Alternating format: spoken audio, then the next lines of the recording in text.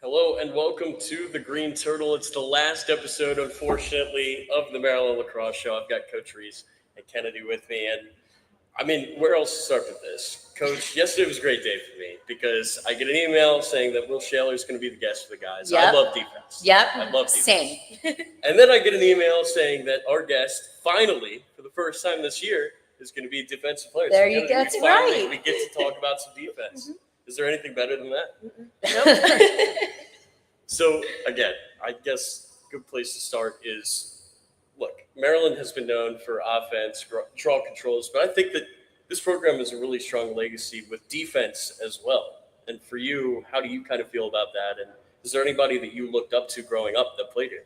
I think when I committed here, it was just who was the best defense, who I knew like where I belonged, and I know Kenneth put an emphasis on that. And I think that just the legacy that has been left and just like what I've seen growing up, just it was an easy decision to make. I think I followed Julia Bragg and Nadine Hadnaggy when I was younger. I was lucky to have Julia as my coach for my club team.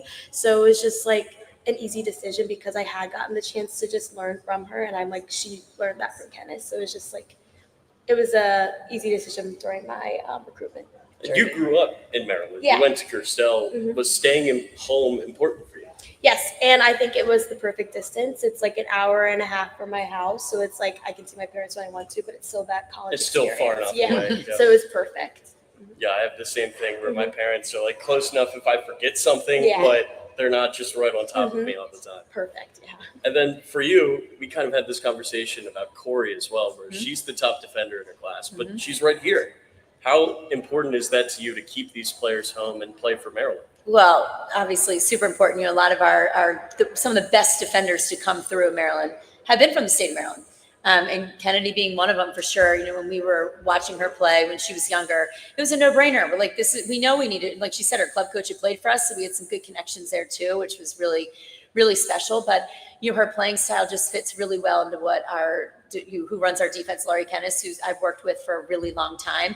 Both her and Nadine look for, you know, are defenders that are really fundamentally sound. They're good one-on-one defenders. They're disciplined. They can communicate. Kennedy, over the course of her couple years here, and I'm lucky I get her for one more year. She's trying to graduate and move on me, no, but I got a redshirt year with her. But you know, with her coming in, it's now even watching her grow as a leader has been something that's been super fun to be a part of, right?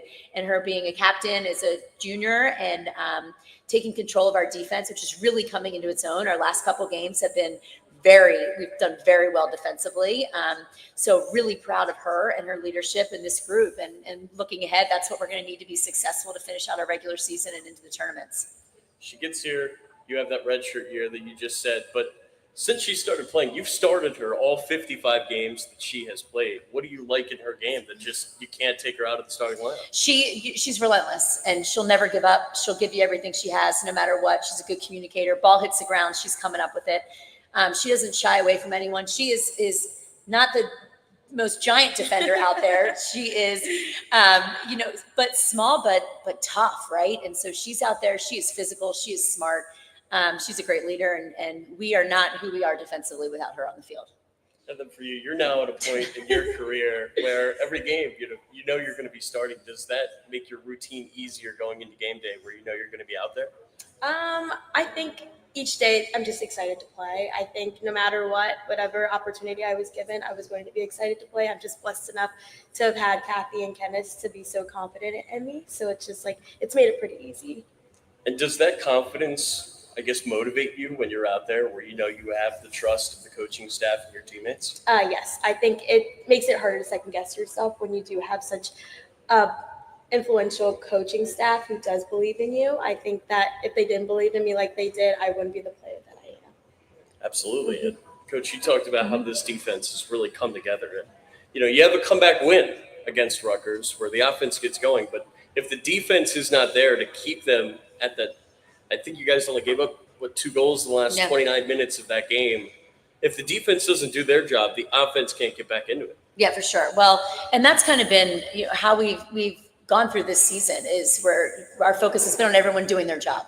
But the past, ever since our Arizona State game where we gave up more goals than we would have liked to, moving forward into USC and then into Virginia, I thought defensively we've really started to build on the principles that Laurie Kennis and Nadine put in place for our defense. They're communicating well. They're working together well. Our defense doesn't work if we're not all on the same page. And this has come a lot with experience. And so JJ made some great saves yesterday too, which obviously is always helpful, but that's credit to the defense putting the shooters in spots where she can make saves. And so I love where we're headed. Our season's not done yet. I know it's been a crazy couple weeks. We've had maybe 8 games in 4 weeks, which is a lot.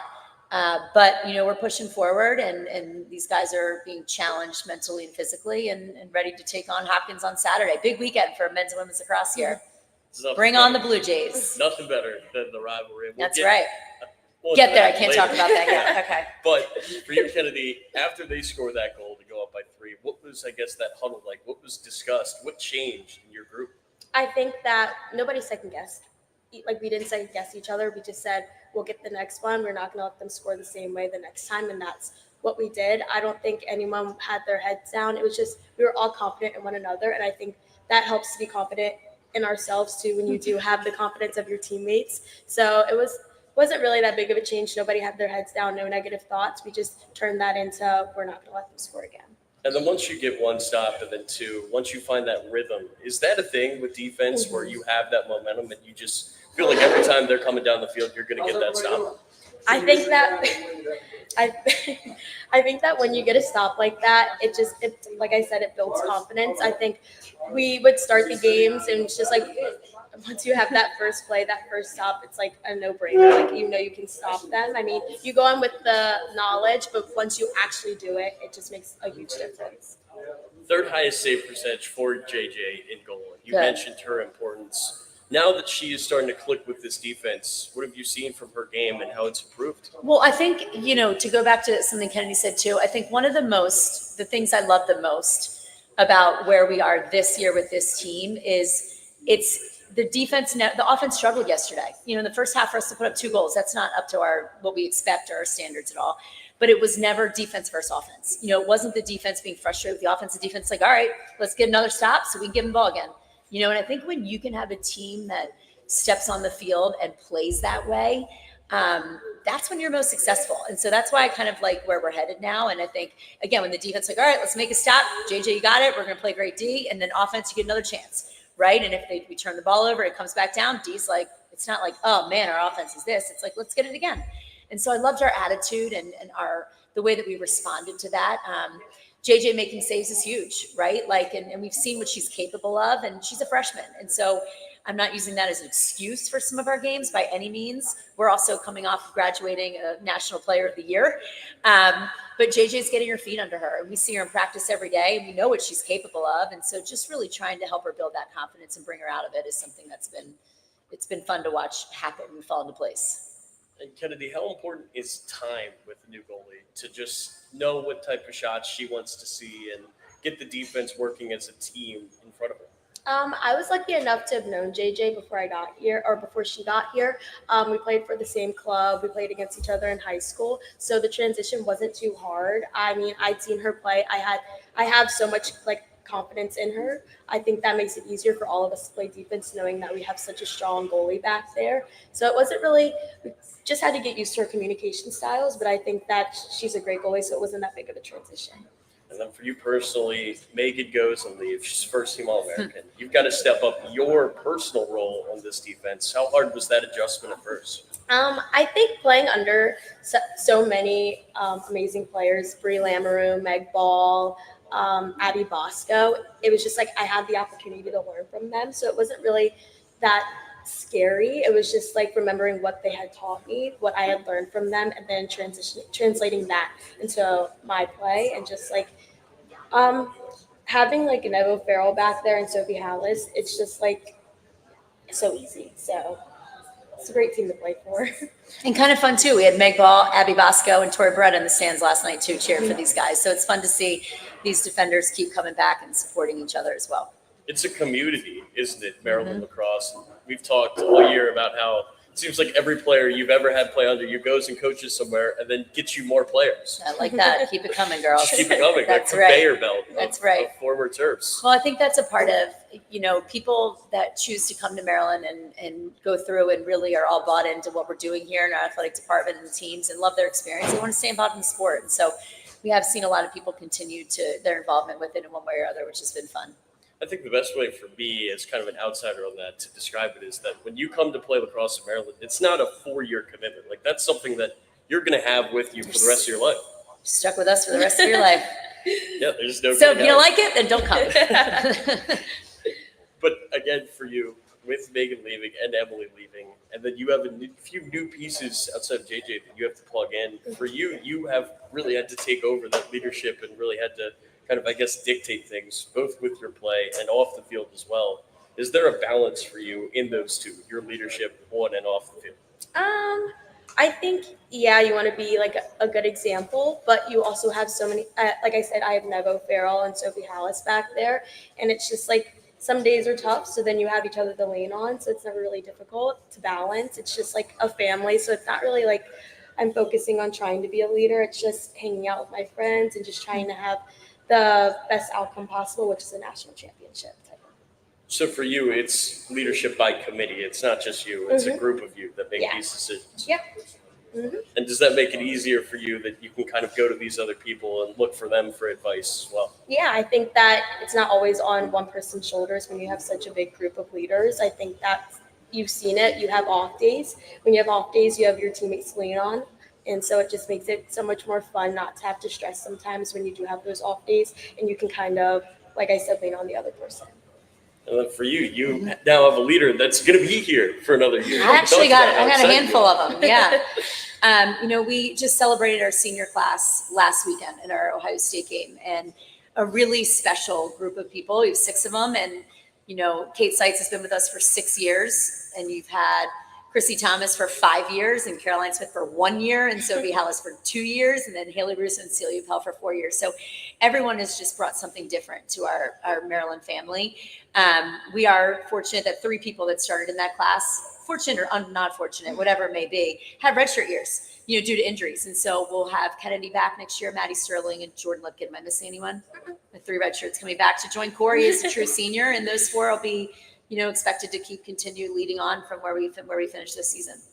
But with so much new in the team this year, how important is that for you to have some things that are going to carry over to next year where you just look to the future? Well, it's huge. This was a big year for us as far as graduating experience. A large 2 classes of kids last year, both Shaylin Ahern's class and Eloise Clevenger's class, two different graduation years because of the COVID year. So we were new, and a lot of new faces on the field. And so it's going to be a different feel next year, when we have a lot of players returning, and goals will stay the same, but we'll have a lot more experience under our belt when we hit the field next year. In a year that is so different, with you graduating 2 classes, how would you say this team has done to step up in such a tough situation? To be honest with you, there have been moments that have been really challenging, but it's been great. I think this season has been one that's been so fun in a weird way, because yes, as challenging as it is, it's so rewarding as well to just watch our growth, and watch how far we've come. And yeah, no one wants to lose, but we have lost to great teams. We have done a bad loss on our resume, and we fought in every game that we've played. We fought back from being down to a lot of teams, and we've seen this level of just resiliency in a group that's been relentless and strong and tough, and even amongst the inexperience that we've had. So I've had I'm tired right now just because we were at Rutgers last night till 1 a.m. But in life overall, I think we're having a good time, and we're fighting through and trying to embrace the moment and stay present as much as we can. And just building off of what she said about the travel, you guys have traveled so much. I remember we were talking about that, just looking ahead for that stretch of games where it's like, all right, we've got a road trip and then another road trip and then another road trip. Like that's just kind of how it's been for you guys. But now as you look ahead, you've got Hopkins here. And then you've got the tournament here as well. How nice is that for you that you can finally just stay put in one spot? I think it's really exciting because we can have all of our fans here. That's the biggest thing. It's a family. All of our basically all our family members can come, you know what I mean? So it's like really exciting to finally be home, finally be able to relax a little bit, kind of like get some classes actually. So it's like, so it's just Get like to some Unpack your classes. travel bag Yeah. and go to school. Yeah. Student athletes first, right? They are. Coach? They're great. And you know what? We have great students on our team too. So really proud of them. Is that something you're excited about? I mean, that was one of the first things you said there in that answer, where it's like, yes, I get to stay home and go to class. I mean, is that something that you take very seriously? Oh yeah, I mean, Kenneth and Kathy place a big emphasis on those grades, so it's just like making sure I'm there, getting those, making sure my professors know I actually go to class is big for me. I'm a senior, so I'm graduating, so I just want to make sure I'm putting my best foot forward. I remember Corey complaining about how tough math is. Trust me, I'm there with her. But math is pretty simple now for you guys. If you guys beat Hopkins, I believe you're the 2 seed Yep. We'll be in the seed. tournament. Yep. And we can talk about the rivalry aspect of in a second. But this is a really big game for your team. It's a really big game. And even in going further than seed in the tournament, you know, Hopkins has had a fantastic season. Credit to them. They're a top 10 team. You know, they've got a really strong RPI. It's a chance for us to send a message, you know, just out there of putting forth our best resume, you know, for NCAA selection. And so we know that Saturday is even more than just a fight for a 2 seed. It's an in-state rivalry. I love that it's the same weekend as the men's Hopkins game, because there's just nothing more exciting in lacrosse than these matchups for both of us. And, you know, it'll set us up for not only the Big Ten tournament, but the opportunities there for us to, you know, just kind of solidify some things for the NCAA tournament too.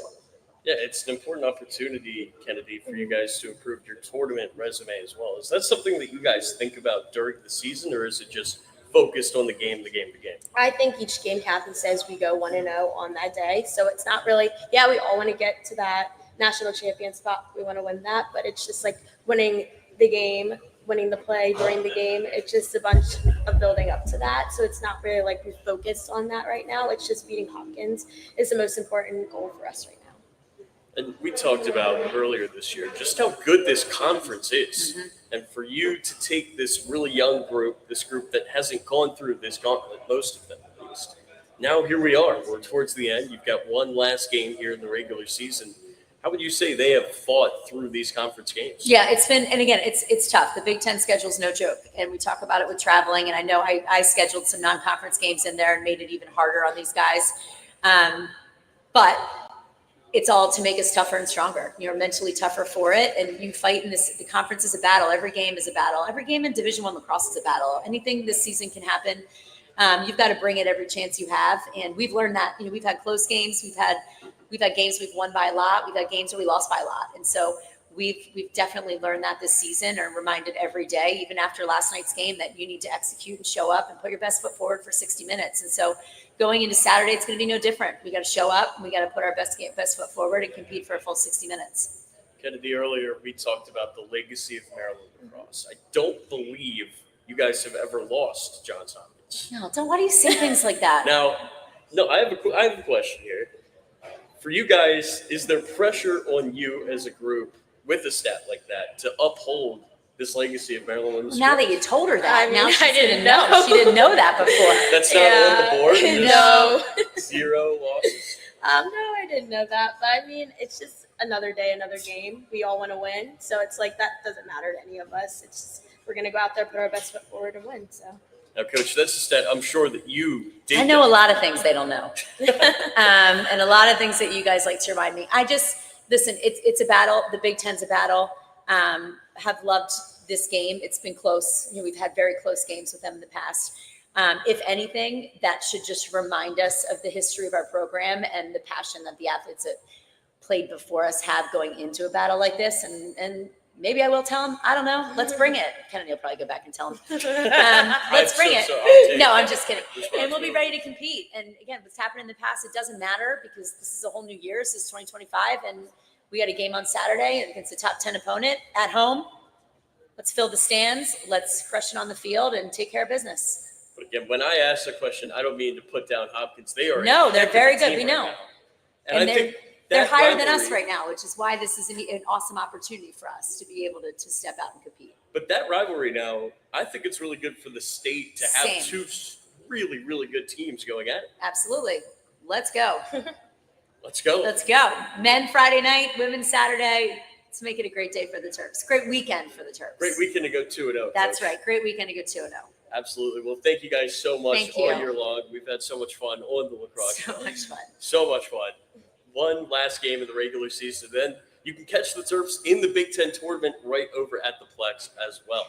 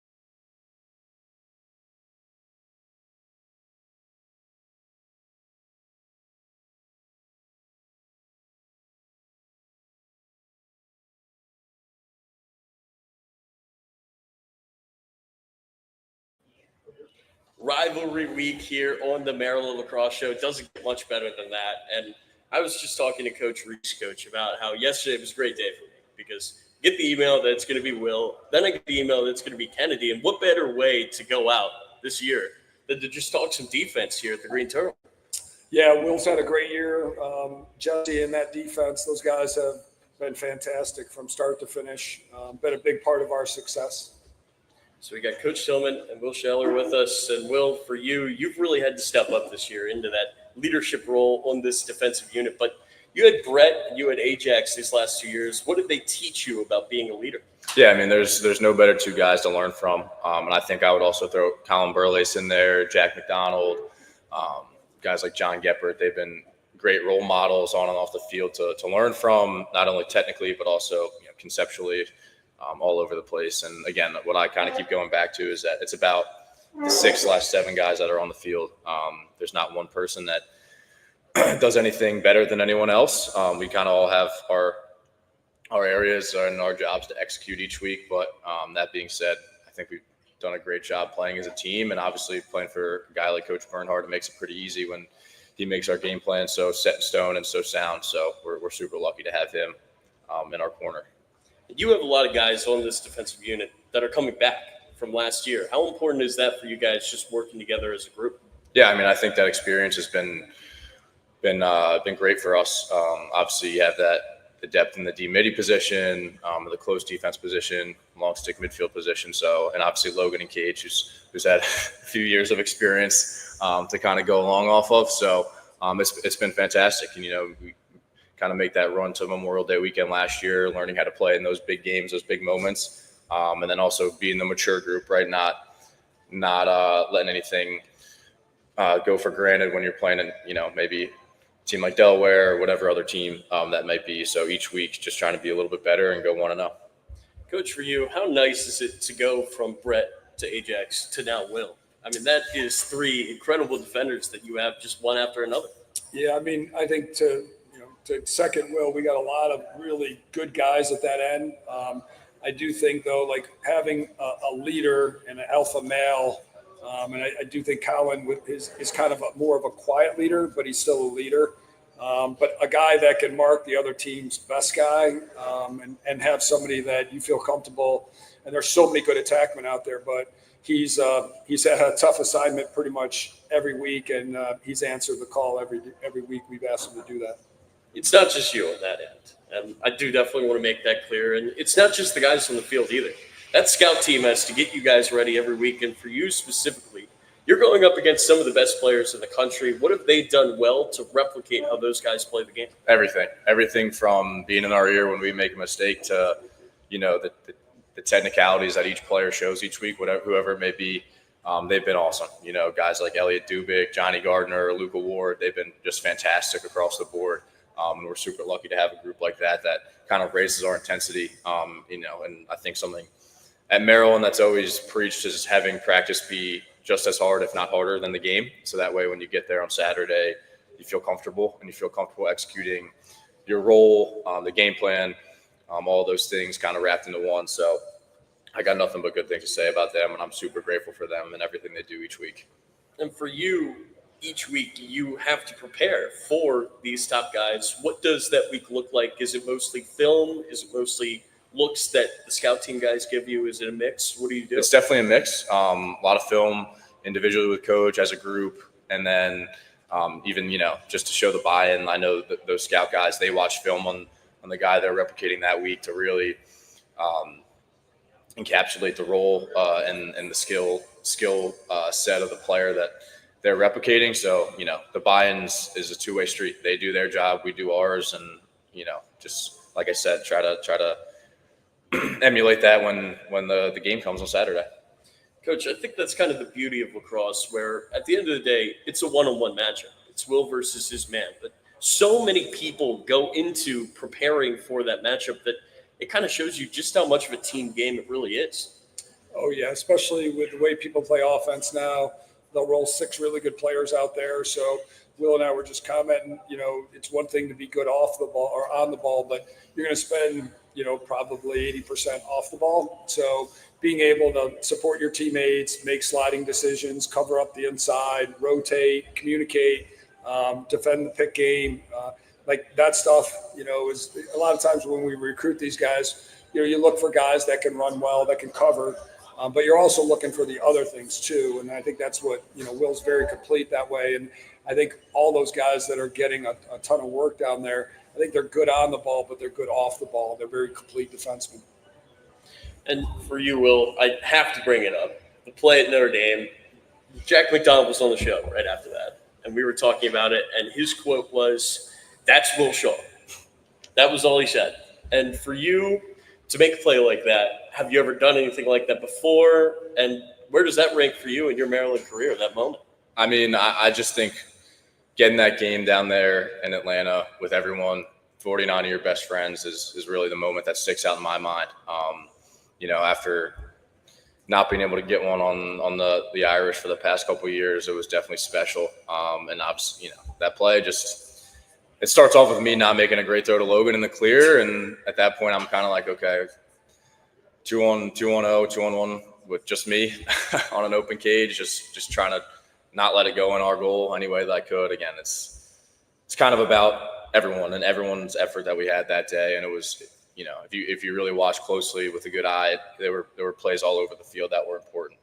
Guys diving for backup, saving balls, whatever it is from, it happened all over the field. So got to give those guys credit. And, if you can make a play and try to save a goal, whatever it takes, you know what I mean? That's the mindset you have to have if you want to win. So what was the first thing that your goalie said to you after you made that play? If you can remember. I don't remember exactly what Logue said. It might have been a thank you, but I don't really. He doesn't really owe me any thanks. He bails us out plenty of times. So if you want to say consider it even, I don't know if I'd say that, but But coach, when a guy goes and makes a plus play like that, just a play that few guys can make, few guys would even try to make, that gets everybody else in the team fired up. That's a juice play on the defensive end, and for you, that's got to be awesome on the sideline because now your guys are just believing. Well, I think Will, has that hockey background. Both his parents are athletes. I do think, you watch some of the games this year, like he just competes so hard, right? Makes a play at the beginning of the Penn State game where, kind of gooses the ball and gives up his body. He made another play against Notre Dame where he kind of dove for the ball. Jack picked it up, threw it to the other end. All these like little hidden plays, but Jack said it well. Like that's just like what Will does like every day. Like he goes out and competes every day. And I think he would say a lot like to our teammates. A lot of those guys are doing the same. And that does rub off on a daily basis. Like if you're not playing hard, it sticks out. And in a good way, the guys will like hold each other accountable, kind of call each other out like, hey, you need to pick it up because the goals are high. They want to be successful. But you see somebody play like that, make a play like that in practice, it will raise everybody else's level.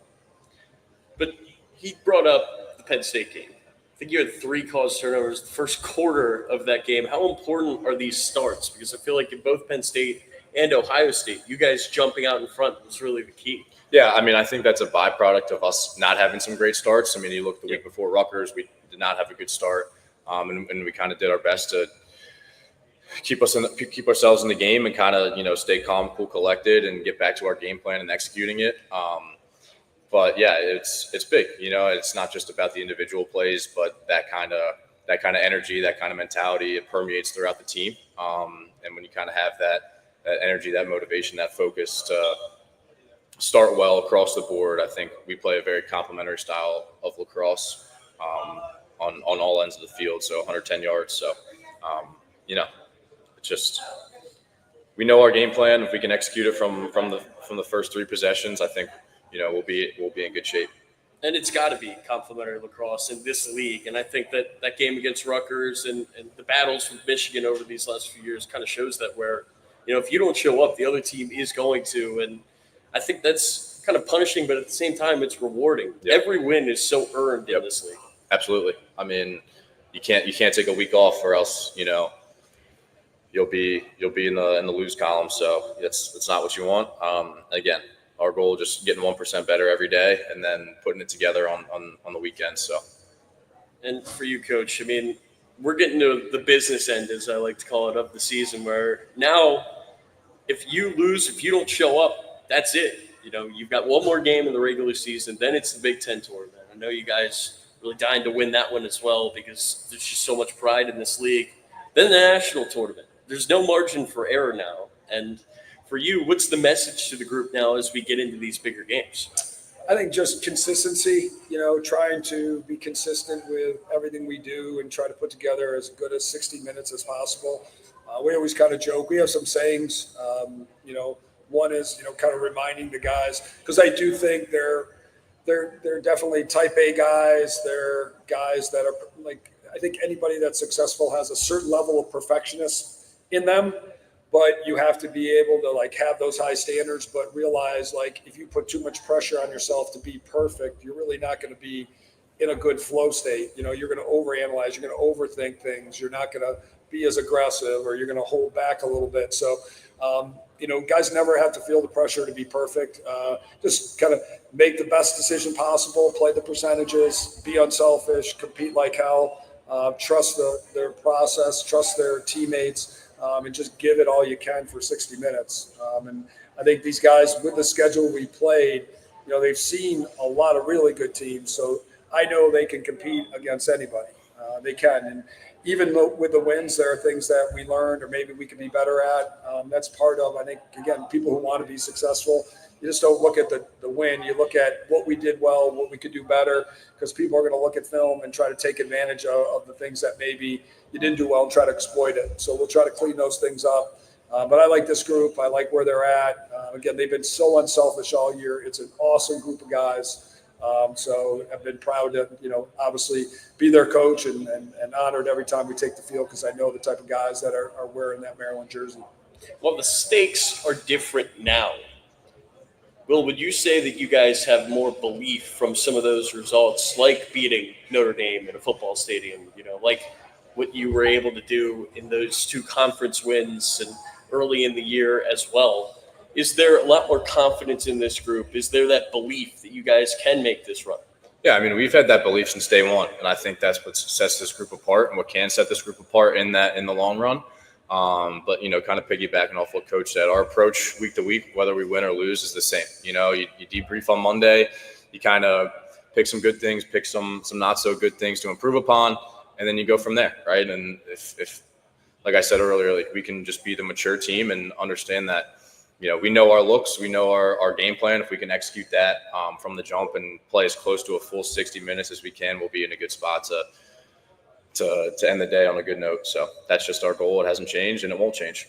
Some of these guys in this defensive unit, you've played with for long. I know you know Eric well. You've played with Jack, with Colin, but there's a few new guys that have really had an impact on this year with AJ, Peter. I think Jordy Holmes has really stepped up in his role as well. To have these new guys contributing, how do you guys fit them into your plans? These are guys that have been around. Some of you whom you've mentioned, so like they know their job and they've really stepped into those roles when their number's been called. And I've got nothing but good things to say about those guys and their work ethic, their preparation, and everything they've put into our team, specifically on the defensive end. And then you look at a guy like Pete Lake, right? A young guy coming in, has kind of got the opportunity to get out there when he can, and he's done a fantastic job as well, And I think when I was a young guy, latching on to a guy like Ajax or a guy like Brett or a guy like Colin and just picking little things from their week of preparation, what they do, how they approach each week, and whether it's matchup based or conceptually, schematics, whatever they do, he's done a really good job of that. So it's about sticking to that plan, sticking to what works, and like I said, trying to be 1% better every day. And for you, again, like you just said, you were that young guy getting some time, getting some run with this team. And now you see a few freshmen, I think, with Peter, but also Jack on the offensive end. Those guys have really had a role on this team. And I think that kind of shows that when you're at Maryland, if you're good, you're going to see the field. Yeah, absolutely. I mean, look, I think I can't always speak for the offensive side of the ball, but just, team overall theme is that if we see guys making the right plays, the simple plays, on and off the field, doing things the right way, fitting in, going above and beyond in their extra work, their preparation in the classroom, whatever it may be. And, I think we've had a good year and a lot of contribution amongst everyone, whether they play on Saturday or not. Sticking together and understanding that there's 50 guys on this team that can play and can contribute is something that makes Maryland awesome. We've got great depth and we've got guys all over the field that can contribute. So, falling back on that and doing things the right way is what's going to work for you. So 100 years of Maryland lacrosse, Coach, and I don't think that there is a particular game that means any more to this program than the one that we've got coming up this weekend. It's the rivalry. Is this week any different than any other? It's funny stating the obvious. It's the first time we played on Friday. So it has been a little different. We had a very adventurous return home. Game was at 2. We finished at 4. Left about 5:30. Got in about 1:20. We're definitely on some back roads in West Virginia somehow, some way. I can't figure out how we ended up there. But I remember on the trip to, I believe it was Long Island, there was some trouble. I remember being out there for that. So something new to this group, right? I guess we should all watch Planes, Trains, and Automobiles. So it's been an interesting week. But I think, making sure that we don't overdo it with a day less of preparation, but doing what we need to do, give the guys a feel for this is Hopkins, the personnel, some of the schemes, things that they've shown, tendencies, whatever it may be. But also making sure that we don't wear them down and we can put our best foot forward on Friday. But game means a lot to a lot of people. It's an honor to be part of it. A lot of tradition. Lacrosse means so much at both schools. I certainly have a lot of respect for Johns Hopkins and their tradition. They've been very good for a long time. So to have a rivalry, you need 2 really good programs. And obviously they've been one of the best, year in, year out. And for you, Will, do you think that these, experiences with travel, whether it be last year or whether it be this time around, do you think that actually helps the team and builds some character and it gets the guys more together? Yeah, look, nothing worth having comes easy, right? You're always going to have some adversity, and the better you can take that on and take it in stride and roll with the punches, the better you'll be. And a game like this, despite what the records, despite how teams have been performing this year, we know what we're going to get from them. And again, I think the coolest part about this rivalry is just all the people that have come before us, right? And how much has been put into it and how much tradition and history, wins, losses, blood, sweat, tears. So all that stuff is super important to honor. And it's a privilege to be able to play in a game like this. You're a Bel Air guy. You know what this rivalry means. You grew up around it. Now you get to play in it again. What was your first few experiences like playing in this game? And now, is it possible to get used to it, or is it every year it's just a new challenge? It's special every year, and it is a new challenge every year. We've had a bad taste in our mouth the past 2 years from it. So, I know if we just stick together and stick to our plan and our approach, that we're gonna have success. So I'm excited for what's to come. Coach, one last question for you here. It's a big game, not only because it's Hopkins, but for Big Ten seeding as well. And in a league like this, you really want to try to get as high as you can. No doubt. All 6 teams are really good. With the format being the way it is, I think we can go as high as a 2 and as low as a 5. Probably more likely if we win, then it depends on what happens in the Rutgers-Penn State game. If we lose, then, there's just a lot of things that could happen. So, the biggest thing is try to control the things we can control. Let's just play as well as we can. That get us to 3-2, and get us to 10-2 for the year. And, given all the great teams we played, for these guys to be 10-2, it says a lot about their level of commitment and how consistent they've been. Getting to 10 wins is never easy. Absolutely. Well, it's the rivalry. I don't know what more needs to be said than that. It's Friday night in primetime over at CQ Stadium. That's going to do it for us here this year on the Maryland Lacrosse Show. Coach, I thank you so much for coming out every 2 weeks to the Green Turtle to talk some lacrosse. Big game. Make sure you head over to CQ for that one tomorrow night.